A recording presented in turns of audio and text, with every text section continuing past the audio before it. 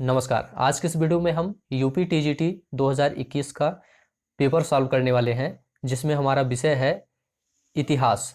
इसके पहले हमने ज्योग्राफी के सभी प्रश्नों को सॉल्व कर लिया था और आज के इस वीडियो में हम हिस्ट्री के सभी प्रश्नों को देखेंगे।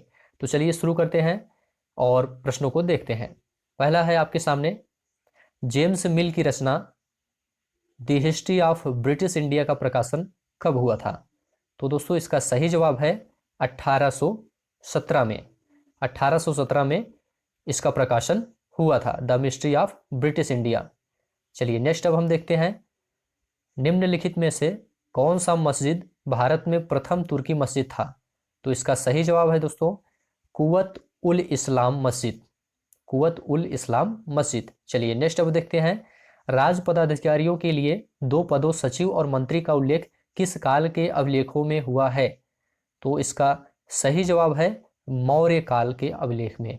नेक्स्ट है, समरकंद के मोहम्मद नादिर और मोहम्मद मुराद किसके शासनकाल में भारत आने वाले अंतिम कलाकार थे? तो इसका सही जवाब है जहांगीर के शासनकाल में ये आने वाले अंतिम कलाकार थे। नेक्स्ट अब हम देखते हैं, किस सुल्तान द्वारा गुलरूख के उपनाम से ईरानी भाषा में नज्म लिखी जाती थी? तो इसका सही जवाब है सिकंदर लोदी। चलिए नेक्स्ट अब हम देखते हैं, तारीख ए मुबारक शाही का लेखक कौन था? तो इसका लेखक था याहा बिन अहमद सरहिंदी। ए ऑप्शन आपका सही है। चलिए नेक्स्ट अब हम देखते हैं, आठवां प्रश्न, कौटिल्य का अर्थशास्त्र राज्य द्वारा नियुक्त कितने अध्यक्षों का उल्लेख करता है? तो इसका सही जवाब है 27 अध्यक्षों का उल्लेख करता है। चलिए नेक्स्ट अब हम देखते हैं, जैन ग्रंथ कुवलय माला का लेखक कौन था? लेखक कौन था? तो सही जवाब है ए ऑप्शन आपका उद्योतन सूरी। चलिए नेक्स्ट अब हम देखते हैं, निम्नलिखित किस शासक के समय से झरोखा दर्शन बंद हो गया? तो इसका सही जवाब है दोस्तों औरंगजेब। औरंगजेब के शासनकाल से झरोखा दर्शन बंद हो गया। नेक्स्ट है, किस युद्ध के बाद मैसूर का टीपू सुल्तान सहायक राज्य बनने के लिए बाध्य हुआ? तो सही जवाब है चतुर्थ आंग्ल मैसूर युद्ध के बाद। चलिए नेक्स्ट देखते हैं, निम्नलिखित में किस स्थान से अग्नि मंदिर की प्राप्ति हुई है? तो ये कपिसा से नहीं, इसमें सही जवाब है दोस्तों सुर्ख कोतल से। कहां से प्राप्त हुई है? सुर्ख कोतल से। बी ऑप्शन इसमें आपका सही है। चलिए अब आगे बढ़ते हैं, शाहजहां के शासन के 8वें वर्ष में शासन के राजकीय इतिहास बादशाहनामा का लेखक कौन था? तो इसका सही जवाब है दोस्तों अब्दुल हामिद लाहौरी। चलिए नेक्स्ट अब हम देखते हैं, निम्नलिखित में से कौन सा अधिकारी अपने प्रांत के जिलों के संग्रहण को नियंत्रित करता था? तो इसका सही जवाब है अस्थानिक। क्या है इसका सही जवाब? अस्थानिक इसका राइट आंसर है। चलिए नेक्स्ट अब हम देखते हैं, लेखन के आधार पर निम्नलिखित अशोक के स्तंभों में से कौन सा एक सबसे प्राचीन था?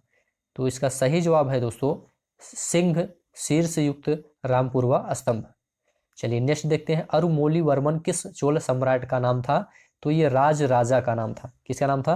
राज राजा का। नेक्स्ट हम देखते हैं, 1601 में खान देश पर अकबर की विजय की स्मृति चिन्ह के रूप में कौन सा स्मारक बना? तो ये बुलंद दरवाजा बना था। चलिए नेक्स्ट हम देखते हैं, तुर्किश सुल्ताना का महल कहाँ है? तो तुर्किश सुल्ताना का महल दोस्तों फतेहपुर सीकरी में है। चलिए नेक्स्ट देखते हैं, अखिल भारतीय मुस्लिम लीग ने अपने किस अधिवेशन में नागरिक अवज्ञा आंदोलन का खुलकर विरोध किया था? तो इलाहाबाद अधिवेशन में किया था विरोध। चलिए नेक्स्ट अब हम देखते हैं, किस एक्ट द्वारा भारतीय सिविल सेवा में बहाली की परीक्षा को इंग्लैंड के साथ भारत में कराना सुनिश्चित हुआ? तो सही जवाब है इसका गवर्नमेंट ऑफ इंडिया एक्ट 1919 में। नेक्स्ट है, अब कहाँ से राजदूत औरंगजेब के शासन के समय आया था? तो तुर्की से आया था। डी ऑप्शन आपका सही है। नेक्स्ट है, कलिंग पुत्राणी का लेखक कौन था? तो सही जवाब है इसका जय गोंडन। नेक्स्ट है, निम्नलिखित में अशोक का कौन सा शिलालेख धार्मिक संश्लेषण के बारे में कहता है? तो ये आपका 12वां शिलालेख था। नेक्स्ट है, ध्यान से मिलाते जाइए, बौद्ध स्थल नालंदा विश्वविद्यालय का निम्नलिखित में किसने उत्खनन कराया था? तो डॉक्टर स्पूनर ने कराया था। चलिए नेक्स्ट है, निम्नलिखित में से कौन सा एक फतेहपुर सीकरी में स्थित नहीं है? तो मोती मस्जिद आपका ये फतेहपुर सीकरी में स्थित नहीं है। नेक्स्ट है, निम्नलिखित में से किसे सुधरी हुई मुद्रा पद्धति को स्थापित करने का श्रेय दिया जाता है? तो सही जवाब है शेर शाह को। किसे दिया जाता है? शेर शाह को। किस अभिलेख में गुप्त वंश के शासक रामगुप्त का नाम आता है? तो डी ऑप्शन आपका सही है, स्कंदगुप्त का काहोम अभिलेख में। नेक्स्ट है, ऋग्वेद में तसर निम्नलिखित में किसके लिए प्रयोग हुआ था? तो ये बुनकर के लिए प्रयोग हुआ था तसर शब्द का प्रयोग। डिमाकस एक राजदूत सीरिया से किसके दरबार भेजा गया था? तो ये दोस्तों बिंदुसार के दरबार में आया था। नेक्स्ट है, निम्नलिखित सुल्तानों में किस एक ने खलीफा की सत्ता को मान्यता देना बंद कर दिया? तो ये अलाउद्दीन खिलजी था। कौन था? अलाउद्दीन खिलजी। नेक्स्ट है, किसने यह घोषणा की कि वह बहादुर शाह की मृत्यु के बाद मुगलों को राजा की उपाधि नहीं मिलेगी? तो सही जवाब है लॉर्ड कैनिंग। नेक्स्ट है, अब मौर्य काल में समाहर्ता का अर्थ क्या था? तो मौर्य काल में समाहर्ता को आकलन और संग्रहण का प्रभारी अधिकारी कहा जाता था। शहादरा का मुगल गार्डन स्थित है, कहाँ स्थित है? लाहौर में स्थित है। नेक्स्ट अब हम देखते हैं, हिरण स्तूप शब्द का उल्लेख सर्वप्रथम कहाँ हुआ था? तो सही जवाब है इसका ऋग्वेद में हुआ था। नेक्स्ट है, निम्नलिखित घटनाओं को कालक्रमानुसार व्यवस्थित कीजिए तथा नीचे दिए गए कूट का प्रयोग कर सही उत्तर का चयन कीजिए। तो इसमें देखिए क्रम से पहले से ही है, पहले साइमन कमीशन, उसके बाद प्रथम गुलमेज सम्मेलन, फिर क्रिप्स मिशन आया, फिर सीआर फार्मूला। तो 1 2 3 4 इसमें सही है, बी ऑप्शन आपका इसमें सही है। चलिए नेक्स्ट अब हम देखते हैं, निम्नलिखित में से कौन इंडियन सिविल लिबर्टीज यूनियन से घनिष्ठ रूप से जुड़ा था? तो इसका सही जवाब है दोस्तों जवाहरलाल नेहरू।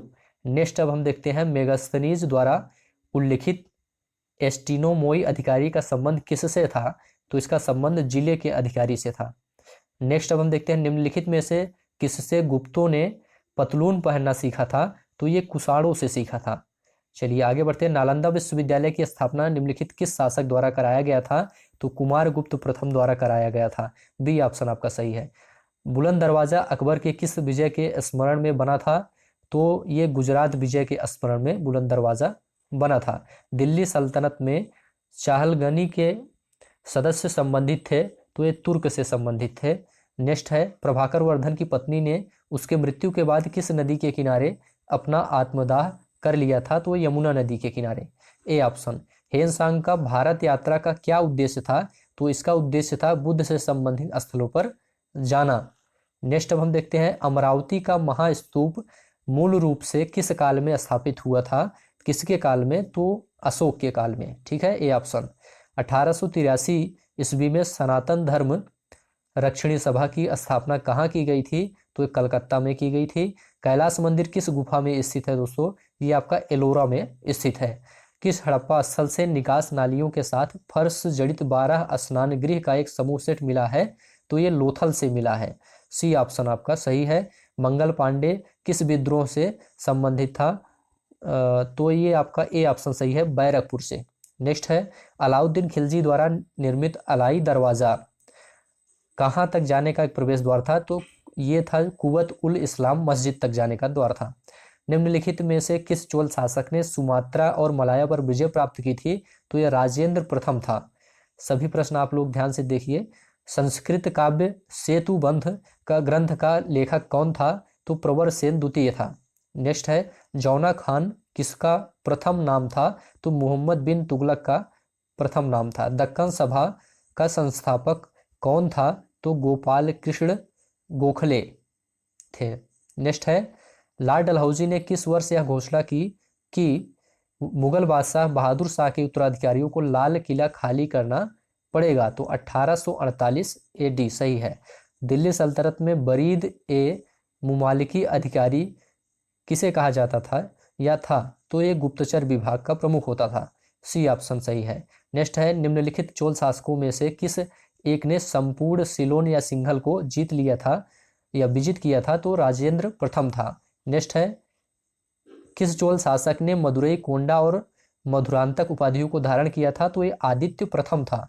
नेक्स्ट देखते हैं, अर्थशास्त्र में विविताध्यक्ष किसके लिए प्रयोग किया गया था? तो ये वाणिज्य के अध्यक्ष के लिए प्रयोग किया गया था। नेक्स्ट है, नेक्स्ट है दोस्तों, देखिए इसमें